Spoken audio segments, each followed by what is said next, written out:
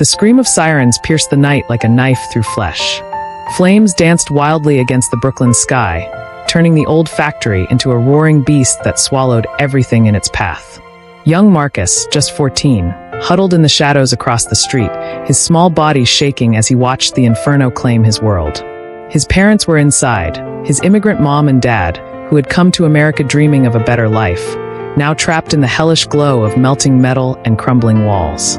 He clutched a cheap video camera in his hands, the one his father had bought him for his birthday, whispering, "Record the truth, son." Always, but the truth was burning alive. Smoke billowed out like angry ghosts, choking the air. Marcus's eyes stung, tears mixing with the ash that rained down. He pressed the record button, his fingers trembling. Through the lens, the fire looked even more monstrous, orange tongues licking at the windows where his parents had worked endless shifts. He heard shouts from firefighters, the crackle of radios, but then something else. A low whisper, carried on the wind. Two men in dark coats stood near an alley, their faces hidden in the flickering light. "That fire wasn't an accident," one growled. "Boss said make it look like faulty wiring. No survivors." Marcus froze. His heart pounded like a drum in his chest. Were they talking about the factory? His parents? The camera whirred softly, capturing their blurred shapes. He zoomed in as best he could, but the smoke made everything hazy. One man glanced around, his eyes narrowing. Had he seen Marcus? The boy ducked behind a dumpster, his breath coming in short gasps. The world spun.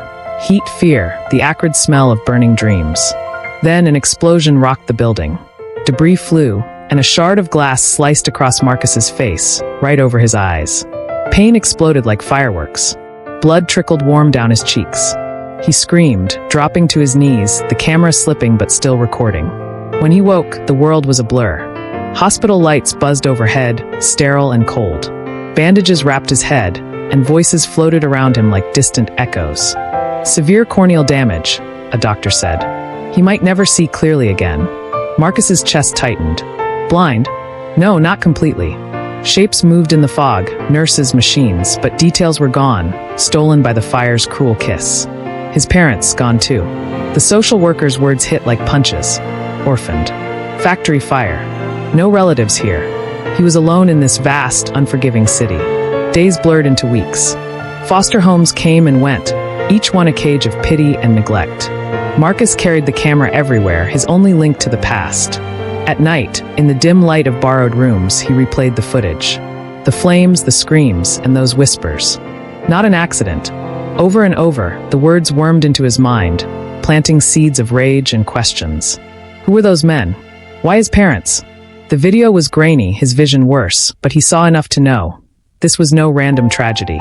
Brooklyn's underbelly hid secrets, and he had captured one.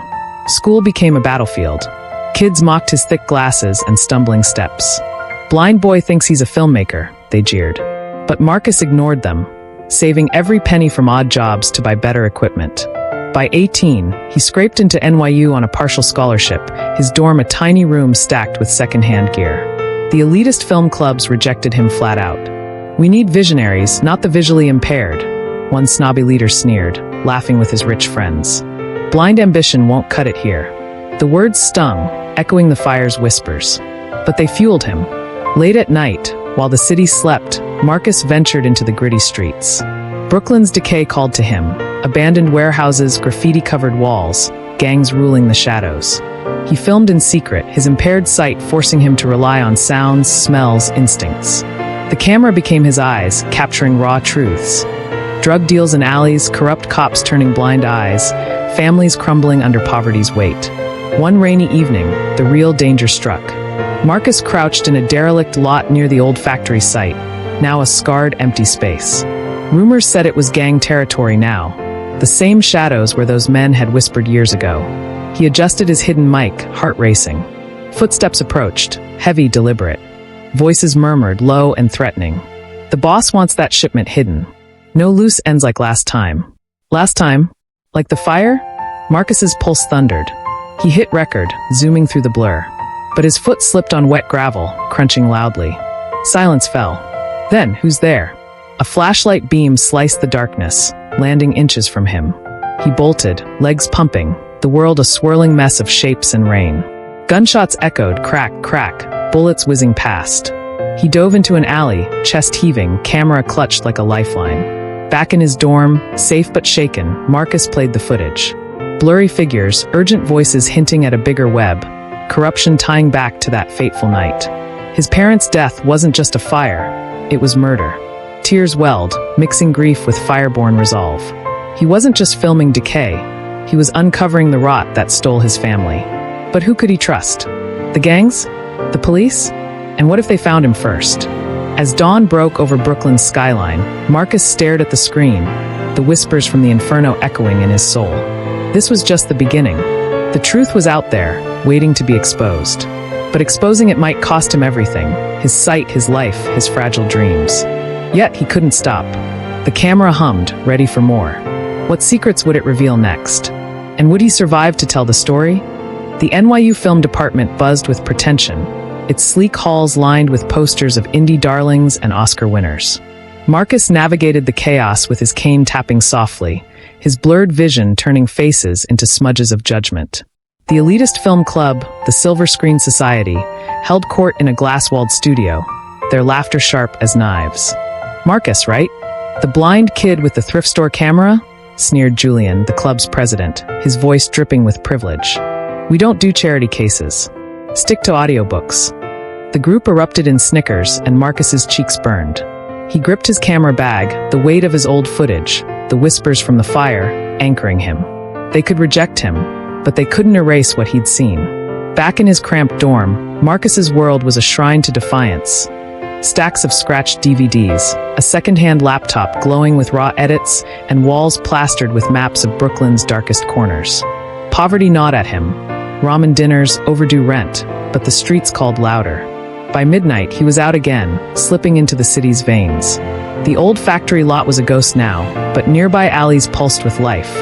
Deals whispered under flickering streetlights, shadows moving with purpose.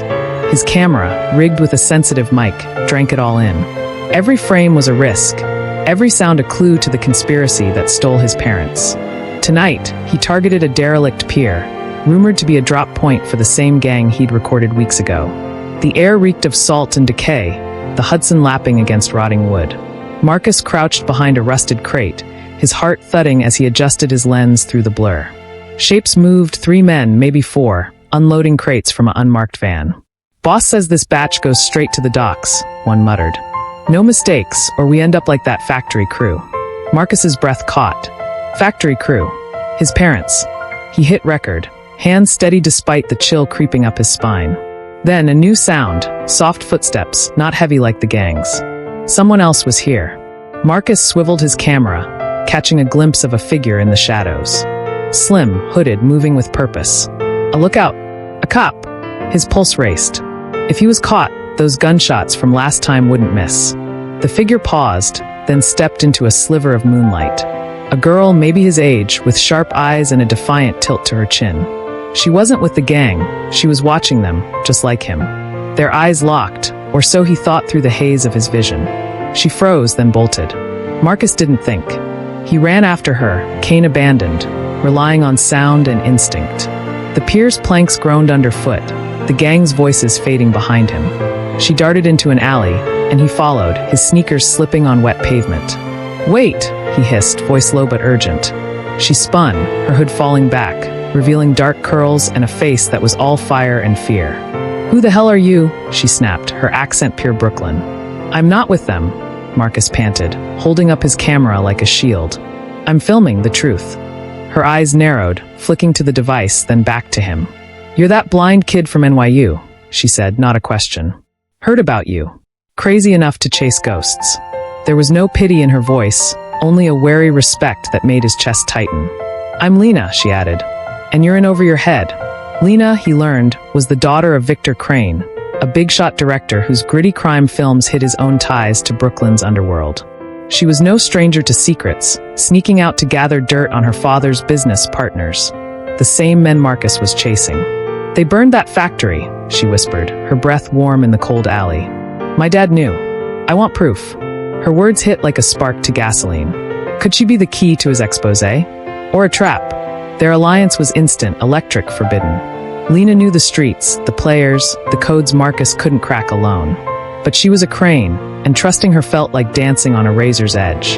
They agreed to meet again, pooling their footage, but as they parted, a shout echoed from the pier. "Someone's out here!" Flashlights swept the dark, boots pounding closer. Marcus grabbed Lena's arm, pulling her behind a dumpster. Her pulse raced under his grip, mirroring his own. The gang was closing in, and the air crackled with danger. The alley smelled of damp concrete and betrayal. Marcus crouched beside Lena, their breaths shallow as flashlight beams slashed through the darkness, inches from their hiding spot behind the dumpster. The gang's voices were sharp, barking orders. "Find em. Nobody snoops on this turf." A bottle shattered nearby, and Marcus's heart slammed against his ribs. Lena's hand brushed his, her fingers trembling but firm, like she was anchoring him to the moment. Through his blurred vision, her face was a smudge of defiance, but her quickened pulse told him she was as scared as he was. This wasn't just about footage anymore. It was survival. They waited, pressed close, until the footsteps faded and the night swallowed the gang's curses. Lena whispered, "We gotta move. Now."